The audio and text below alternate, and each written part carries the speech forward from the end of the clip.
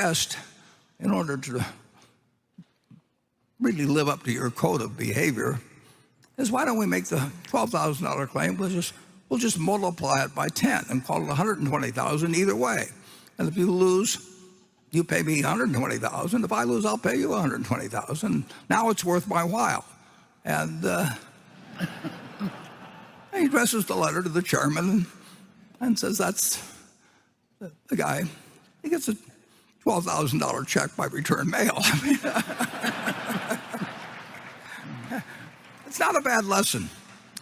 He's told me two others, but the tricks are too good. I don't even want to share them now. I may use them myself someday. Okay, let's go to Becky. We got a lot of questions on this topic. I'll ask this one that came from Raj. He says, have you changed your views on Bitcoin and or cryptocurrency in any respect? I'm conflicted about this because his own views have slightly evolved during the past 2 years, from Bitcoin as a fraud and waste to Bitcoin is in a speculative bubble but might have some uses. Well, I shouldn't answer any questions on the subject, but I will. There's all kinds of people watching this that are long Bitcoin, and there's nobody that's short, and nobody wants their windpipe stepped on. I don't blame them. I don't like people who step on my windpipe. But I would say this, that if the people in this room owned all of the farmland in the United States, and you offered me a 1% interest in it, and you said for a 1% interest in all the farmland in the United States, pay our group, well, let's see, 10 trillion, pay us this bargain price, $25 billion. I'll write you a check this afternoon, $25 billion, now I own 1% of the farmland. If you tell me you own 1% of the apartment houses in the United States, and you offer me a 1% interest, so I'll have a 1% interest in all the apartment houses in the country, and you want whatever it may be for it, then call it another $25 billion or something. I'll write you a check. It's very simple. Now, if you told me you owned all of the Bitcoin in the world, and you offered it to me for $25, I wouldn't take it, because what would I do with it? I have to sell it back to you one way or another. I mean, they have the same people, but it isn't going to do anything. The apartments are going to produce rental, and the farms are going to produce food. And if I've got all the Bitcoin, I'm back where whatever his name was, who may or may not have existed, was 15 years ago. If I've got it all, he could create a mystery about it. But everybody knows what I'm like. I mean, so if I'm trying to get rid of it, people will say, well, why should I buy some Bitcoin from you? I mean, why don't you call it Buffett coin? Make your own or something. What? Do something. But I'm not going to give you anything for it. And you'd be right, incidentally. But that explains the difference between productive assets and something that depends on the next guy paying you more than the last guy got. Now, net, if you look at it, a lot of commissions have been paid, and there's all kinds of frictional costs that are very real that somebody has paid to a bunch of people who facilitate this game. But whatever one group of the public has taken out, or one group of owners, has come in from other people. I mean, other people have entered the room and they move money around, but there's no more money in the room. It's just changed hands with a lot of maybe fraud and costs involved, and a whole bunch of things. You lose, you forget the numbers or forget the equation. You can do that with a lot of things. I mean, it's been done throughout history. Certain things have value that don't produce something tangible. I mean, you can say a great painting, probably will have some value 500 years from now. May not, but the odds are pretty good that if it was a big enough name, at some point, there will be a few things. I mean, you can find something. If somebody wants to sell you a pyramid or something, and you can charge the viewers, or it'll be around a long time and won't produce anything. But people will find it interesting to go there because I've read about the pyramids. But basically, assets to have value, they have to deliver something to somebody, and there's only one currency that's acceptable in the United States. I mean, you can come up with all kinds of things. We can put out Berkshire coins, or we can put up Berkshire money or anything like that. But we get in trouble, I guess, if we call it money. But in the end,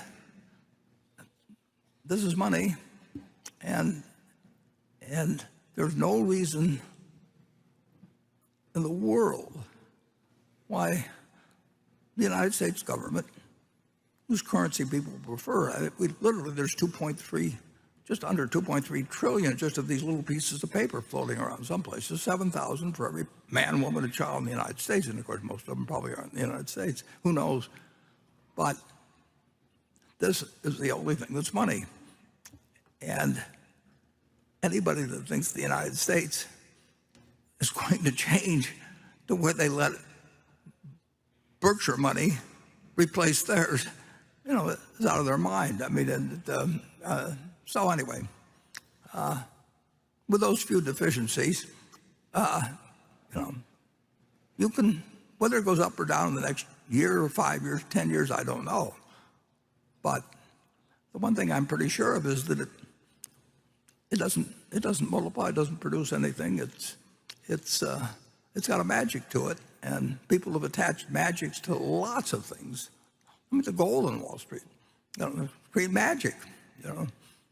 We are not an insurance company; we're a tech company. Well, they're an insurance company, but a dozen people or so have raised a lot of money. They just don't pay any attention to the fact that we sell insurance. We are a tech company. Well, in the end, they wrote insurance, and overwhelmingly, they've lost a lot of money since then. You can make up things that work well in getting money from other people, and that's why. Well, I have a slightly different way of looking at it. I'll sell you some then. Well, in my life, I try and avoid things that are stupid and evil and make me look bad in comparison with somebody else. And Bitcoin does all three.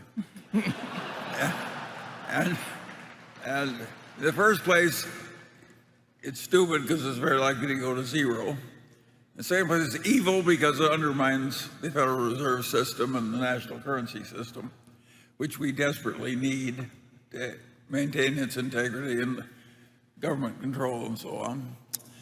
And third, it makes us look foolish compared to the communist leader in China.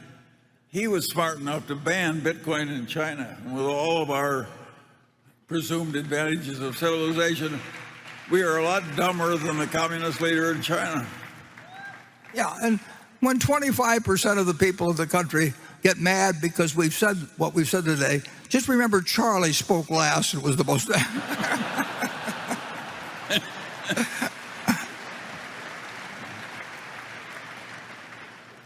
The one development that I really do think is actually important, but I don't know any way to do anything about it. But my general sense, and there's no way to prove it, but I essentially believe people are now behaving somewhat more tribal than they have for a long time. And I mean, people are always going to be partisan, and they're going to have religious beliefs, they're going to have all kinds of things, but it gets pretty tribal. And I want to tell you, I speak from experience because I've been tribal. And we're confessing today. And Nebraska football is tribal. And when I watch a television set and I see our guy Nebraska step out of bounds by a foot, but somehow the ref misses it and calls it in, and then they show 6 replays, I'll continue to believe it was in, even though it's right in front of my eyes. They stepped out. That's tribal behavior. And it's fun. I mean, participate in. But it can get very dangerous when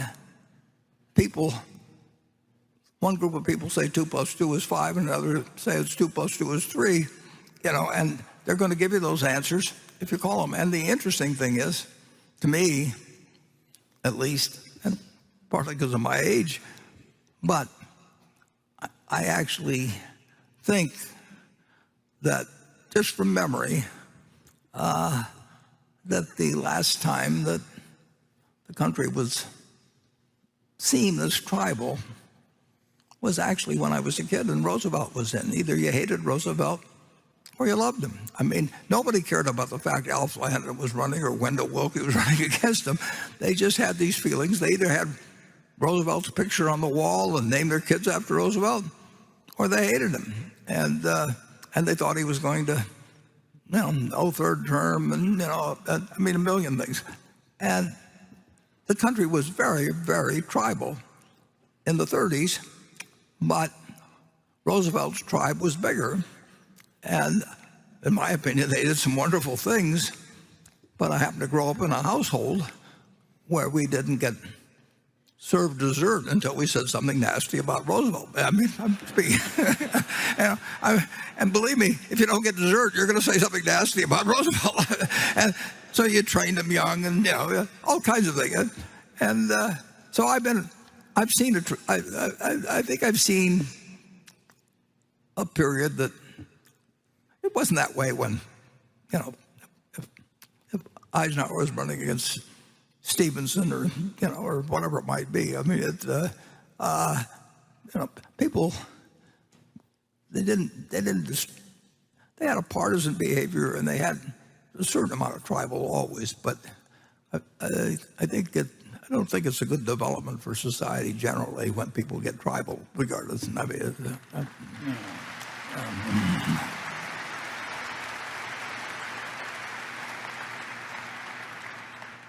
Charlie, what tribes are you members of? Well, in California, we have a legislature which is completely gerrymandered, so nobody can ever be thrown out by the voters.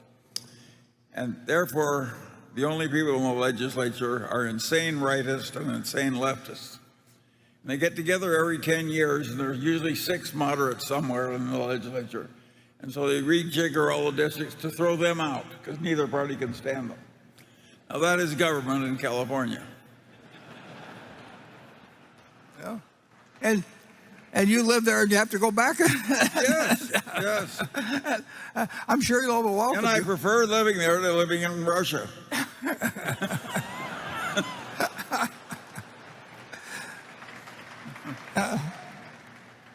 Okay, who haven't we gotten in trouble with? Who was it, Lenny Bruce, that you say, is there anyone I've forgotten to offend? The Section 10, I believe.